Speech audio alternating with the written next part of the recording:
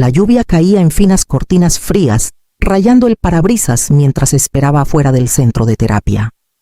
Mis manos apretaban el volante no por nervios, sino por costumbre. Los jueves siempre eran iguales.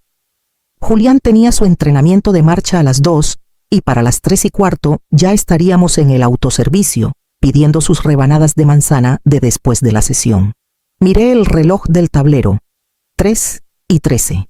Entonces mi celular vibró en la consola central. Bajé la mirada esperando un recordatorio de la farmacia o tal vez una alerta del clima. Pero era de Rafael. Solo 3 frases. Nos mudamos a Barcelona. Suerte. No nos contactes. No me moví. Solo miré la pantalla dejando que las palabras se asentaran como cenizas. No estaba sorprendida. No del todo. La distancia había crecido durante años, primero en palabras, luego en responsabilidades, después en silencio. Pero no esperaba esta crueldad. No una que se va sin despedirse de su propio hijo. Un golpe en la ventana me hizo brincar. La señorita Morales sonrió débilmente y abrió la puerta trasera guiando a Julián hacia el coche. Él se movía despacio, sus aparatos ortopédicos rígidos por la sesión. Ella puso su mochila adentro y me asintió antes de regresar al centro. Julián subió una mano aferrada al asiento, como si eso mantuviera el mundo en su lugar. La otra buscó la mía. Sus dedos estaban cálidos y pegajosos. Los apreté más de lo necesario. Lo miré, mi nieto, mi latido en un cuerpo que el mundo nunca le hizo fácil, y sentí que algo dentro de mí se asentaba. Tomé el celular de nuevo. Gracias por avisar, le di a enviar. De vuelta en el departamento ayudé a Julián a bajar del coche, su cojera más marcada en la humedad. No hablamos. Rara vez lo necesitábamos. Le sequé el cabello con una toalla, le quité los calcetines mojados y puse su comida en la mesa. Él tarareaba contento con el ritmo de nuestra rutina. Más tarde, cuando la lluvia se intensificó y los faroles de la calle parpadearon, abrí el refrigerador. 1/4 de litro de leche, algunas verduras marchitas. El alquiler vencía en 5 días. Rafael no dejó dirección, ni explicación, solo pedazos. Y Julián, ya dormido en el sofá con la mano cerrada alrededor de un sapo de peluche, como si nada hubiera pasado. A la mañana siguiente, estaba frente al fregadero mirando un refrigerador casi vacío, una botella de mostaza, medio palo de mantequilla, unas rebanadas de pan que empezaban a curvarse en las orillas. La leche que vertí en el tazón de cereal de Julián fue la última que teníamos. Preparé café con pozos reciclados y me dije que aún contaba. Julián se aferró a mis piernas mientras limpiaba la mesa. No había hablado, pero su silencio no era nuevo. No necesitaba palabras para pedir consuelo. Su mano se deslizaba en la mía cada vez que pasaba por su lado. Me seguía de cuarto en cuarto como una sombra que no quería dejar atrás. El alquiler vencía en 5 días. El cuaderno de cheques estaba abierto en la encimera, en el mismo lugar donde lo dejé cuando Rafael me dijo hace 2 meses que estaba trabajando en una solución. Al parecer, esa solución era el exilio. Recordé cuando Rafael tenía la edad de Julián, callado, pensativo, siempre observando. Lo crié con el sueldo de enfermera de cuidados paliativos, trabajando turnos nocturnos mientras le ayudaba con la tarea por las mañanas. Nunca había tiempo para llorarme a mí misma. Cuando llegó Adriana pensé que traería algo de luz a su mundo. En cambio trajo desapego. Dijeron que necesitaban tiempo para construir su vida. Ofrecí ayudar. Solo unas semanas dijeron, luego meses, luego años. Se mudaron a mi casa mientras yo me deslizaba a sus márgenes. Me convertí en la cuidadora de tiempo completo de Julián antes de que alguien preguntara. Antes de que alguien agradeciera. Los vecinos pensaban que solo estaba con la abuela durante el verano. Saludaban alegres desde el otro lado de la cerca, diciéndome qué suerte tenía de pasar tiempo extra con el pequeño. Nunca vieron a los terapeutas, los papeles del seguro, las noches largas de fiebres, estimulaciones y llamadas de emergencia. Y ahora se habían ido. No había coche en la entrada, ni número para contactar. Solo un niño, una hipoteca y yo. Me senté junto a Julián e intenté sonreír. Él alineaba cucharas en la alfombra concentrado. Tomé mi agenda. Tendría que cancelar mi cita con el dentista, estirar la cuenta del gas y encontrar la manera de que los huevos duraran toda la semana. Pero no me derrumbaría. Había hecho cosas más difíciles por razones menores. Por ahora tenía un niño que aún creía que el mundo lo sostendría. Solo tenía que asegurarme de que así fuera. Antes de que esta casa se llenara de horarios de terapia y cartas del seguro, antes de las máquinas de ruido blanco y las mantas pesadas, yo tenía mi propia vida. Dirigía un pequeño centro de cuidados paliativos en las afueras de Querétaro. Nada lujoso, 8 camas, personal modesto, pero manteníamos las luces encendidas y a los pacientes cómodos. Conocía cada rostro, cada nombre, cada deseo al final de la vida que nunca llegó a los papeles. Mis manos eran firmes en la crisis, mi voz baja, pero tranquila. Las familias confiaban en mí para sostener a sus seres queridos mientras dejaban este mundo. Esa confianza lo era todo. Planeaba jubilarme a los 62. Tenía una pensión modesta, una cuenta de ahorros que crecía y un sueño de convertir el cuarto de sol en un pequeño taller donde por fin podría pintar. Hasta miré vuelos una vez, tal vez Italia o quizá Guanajuato en otoño. Entonces Rafael llamó. Dijo que el mercado estaba bueno, que él y Adriana habían encontrado una casa para remodelar con un potencial increíble a 10 minutos de mi casa. Les faltaban 500,000 pesos. Era solo un préstamo, prometió, y lo devolvería con intereses. No lo dudé. Un mes después se mudaron a mi cuarto de huéspedes cuando las tuberías de su nueva casa reventaron. Solo hasta que terminen la cocina, dijo Adriana doblando pants de yoga en cajas de plástico. Nunca se fueron. Nunca pedí que lo hicieran. A Adriana le gustaba viajar ligero, como decía, sin cunas pesadas, sin bolsas de pañales. Cuando nació Julián, empezaron a irse a retiros, talleres espirituales en San Miguel de Allende, Ayahuasca en Costa Rica, un limpieza silenciosa en Tepoztlán. Cada vez tomé a Julián sin preguntar. La primera vez que tuvo una convulsión, me senté en el suelo con su pequeño cuerpo en mi regazo, susurrando su nombre, hasta que llegó la ambulancia. Rafael ni siquiera contestó el teléfono. Con el tiempo dejé de llamar. Julián estaba conmigo 5 días a la semana antes de que pudiera caminar. Y cuando quedó claro que caminar no sería fácil, reorganicé la casa para sus necesidades. Rafael dejaba una botella nueva de vitaminas o la tarjeta de un terapeuta de vez en cuando, pero fuera de eso, solo era una firma en los formularios médicos. Ellos lo llamaban coparentalidad. Yo lo llamaba claridad. Solía preguntarme si siempre se sentiría como cuidar al hijo de alguien más, pero eso cambió el día que Julián se durmió en mi pecho después de su segunda convulsión. Y me buscó a mí, no a Adriana, no a Rafael, solo a mí. Él eligió, y yo también. Rafael siempre actuó como si la casa fuera suya. Hablaba de nuestro tejado, nuestra entrada, nuestro patio trasero, incluso cuando yo pagaba los impuestos prediales. En algún momento debió decidir que se la había cedido en espíritu, si no en papel. Pero nunca lo hice. El título seguía a mi nombre, solo al mío. Esa mañana, después de dejar a Julián en terapia, manejé directo a la cooperativa de crédito. La empleada detrás del escritorio abrió la cuenta que no había revisado en meses. La línea de crédito que abrí hace años para emergencias había sido drenada silenciosamente. Reparaciones de la casa, pagos de coches caros, retiros de bienestar en lugares que ni siquiera había visto en un mapa. Congelé la cuenta. Firmé los papeles con un bolígrafo que tembló solo una vez. Luego llamé a un cerrajero. Cambié todas las cerraduras, la puerta principal, la reja lateral, hasta el teclado del garaje. Esa noche cerré las persianas con un peso en el pecho, pero también con algo nuevo: control. No podía deshacer el pasado, pero podía dejar de desangrarme. Mientras limpiaba el closet del pasillo, después buscando una colcha extra, encontré un sobre grueso escondido detrás de los formularios de inspección de la caldera. Estaba dirigido a Hogar Salazar, copias legales. Me senté en el suelo del pasillo y lo abrí despacio. Adentro había correos impresos entre Adriana y una oficina legal en España. Adjunto estaba una solicitud de transferencia de tutela notariada, nombrando a Adriana como única tutora y detallando planes para reubicar al menor permanentemente.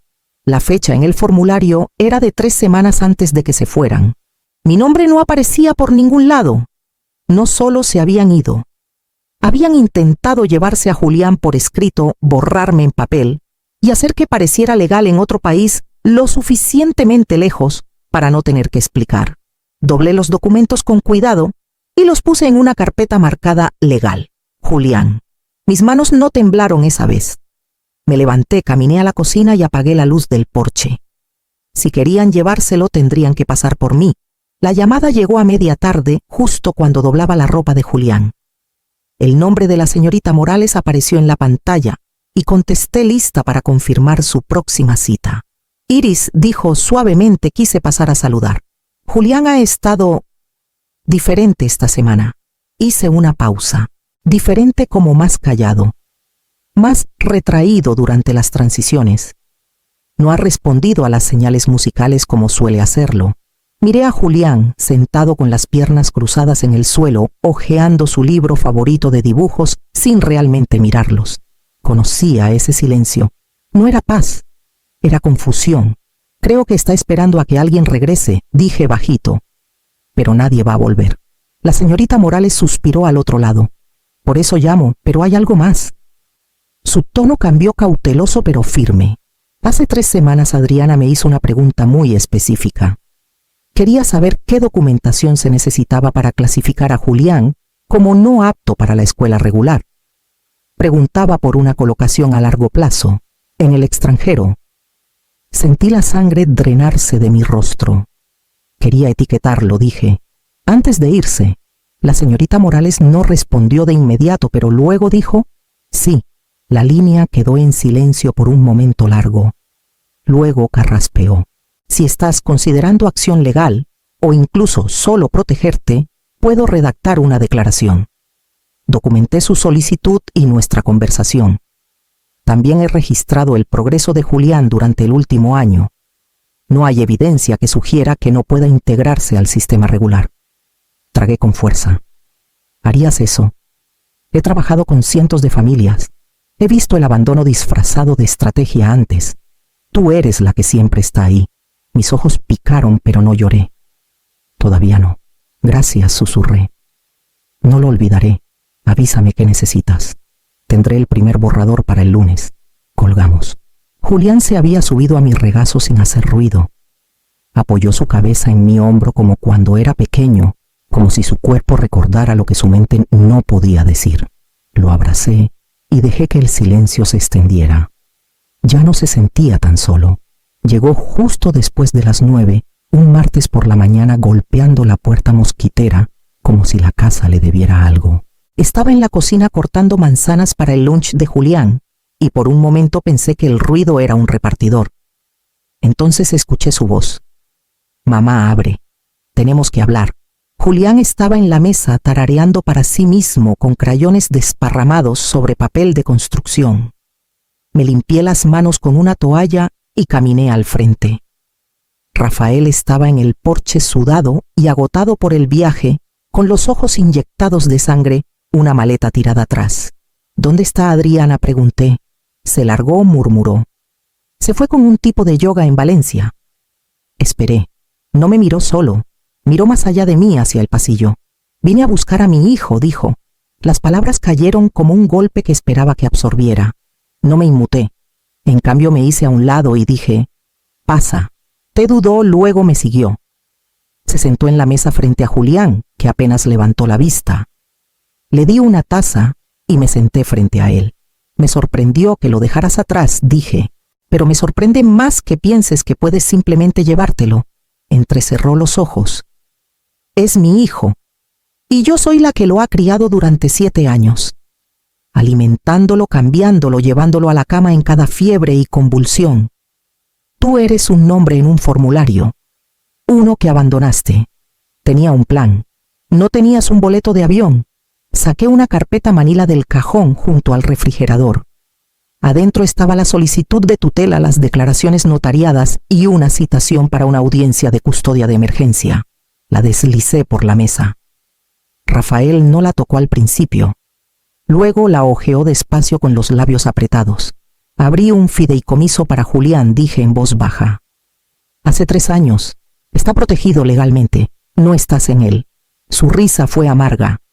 Entonces de esto se trata. Dinero no dije. Se trata de permanencia. Me miró por primera vez de verdad. No vi enojo. Solo reconocimiento. De pérdida. De consecuencia. De algo que nunca esperó enfrentar. Puedes impugnarlo, dije. O puedes presentarte a la audiencia y explicarle al juez por qué desapareciste al otro lado del mundo sin tu hijo. Cerró la carpeta. No vas a ganar. Me levanté y me serví otra taza de té. Ya gané. Julián dejó caer un crayón y buscó mi mano. La sostuve mientras Rafael se quedó en silencio enfrentando la verdad por primera vez. El tribunal era más frío de lo que esperaba. Madera clara, alfombra gris y un silencio que hacía que cada roce de papel sonara como trueno. Julián se quedó en casa con la señorita Morales esa mañana. No quería que estuviera cerca de esta parte de la historia. Mi abogada, Marta Guzmán, se inclinó hacia mí antes de que comenzara la audiencia y susurró: «Mantente firme. Que ellos den el primer golpe». Rafael estaba al otro lado del pasillo, con un traje gris tieso que no usaba en años. Parecía más pequeño de lo que recordaba. Cansado. Solo. Su abogado, un hombre pulido con zapatos caros y sin anillo de boda, se levantó rápido cuando entró la jueza. Empezó de manera predecible. El abogado de Rafael afirmó que todo era un malentendido, que yo me había vuelto demasiado posesiva, que había cortado el acceso a Julián y usado mi rol de abuela para ejercer influencia indebida. Marta no parpadeó. Esperó a que terminaran, luego se levantó con la autoridad tranquila que solo una mujer que ha visto todo tipo de traiciones puede llevar. Presentó primero la declaración firmada de la señorita Morales, detallando la solicitud de Adriana para etiquetar a Julián como no apto para la escuela regular. Luego vinieron los reportes escolares mostrando asistencia constante y progreso bajo mi cuidado. Después, los registros financieros, prueba de que Rafael había usado nuestra dirección para abrir líneas de crédito y desaparecer sin decir palabra. Finalmente, entregó a la jueza la copia impresa de la solicitud de tutela en Barcelona que Adriana había enviado al abogado español. Vi cómo la jueza fruncía el ceño mientras la leía en voz alta. Yo, Adriana Salazar, pretendo asegurar la custodia total y exclusiva de Julián Salazar al llegar a España, liberando a la actual cuidadora de cualquier responsabilidad adicional. Hizo una pausa. Esto fue fechado antes de su partida. Marta asintió. 3 semanas antes. La jueza me miró luego a Rafael. Señor Salazar, ¿quisiera abordar esta declaración? Rafael se levantó despacio. No sabía que ella envió eso, dijo, con la voz ronca. Nunca estuve de acuerdo con esas palabras. Pero se fue, respondió la jueza. Sin arreglos, sin contacto, sin notificación legal. No dijo nada más. Cuando llegó el fallo fue silencioso, sin martillo, solo una voz entregando la verdad. Por la presente, otorgo la custodia legal total a la señora Iris Salazar, con todos los derechos parentales y autoridad para tomar decisiones. El señor Salazar puede solicitar visitas supervisadas sujetas a la preparación emocional del menor y a la revisión adicional del tribunal. Rafael se sentó sin protestar. Su abogado ni siquiera lo miró. Afuera el aire se sentía más fresco, más limpio. Marta me dio una copia del fallo. La doblé y la guardé en mi bolsa, no como arma, sino como escudo. No celebré. Solo subí al coche y manejé a casa, donde Julián esperaba con pinturas de dedos y una toalla ya puesta en su regazo. Limpié el cuarto de Sol la semana después de que llegó la orden del tribunal. Saqué el sillón viejo a la banqueta donde el librero barría años de polvo acumulado en rincones que nadie visitaba. Luego llené el espacio con tapetes suaves, estantes abiertos y mesas bajas con pinturas de dedos, cajas sensoriales y libros de cuentos. No fue una gran transformación, solo lo suficiente para hacer lo suyo. Julián se adaptó despacio al principio. rodeaba el cuarto tocando cada textura, como si memorizara el nuevo mundo pedazo por pedazo. Luego, una mañana se sentó sin que se lo pidiera, mojó un pincel en azul y lo arrastró por el papel en trazos anchos y torpes. Y luego tarareó. Me quedé helada. Nunca había hecho eso antes, no durante actividades, no en terapia. No era una canción que reconociera, solo un sonido, suave y seguro, algo creado completamente por él. Esa tarde abrí un diario nuevo y escribí una línea en la primera página. Nos dejaste con silencio, pero este niño él lo llenó de luz.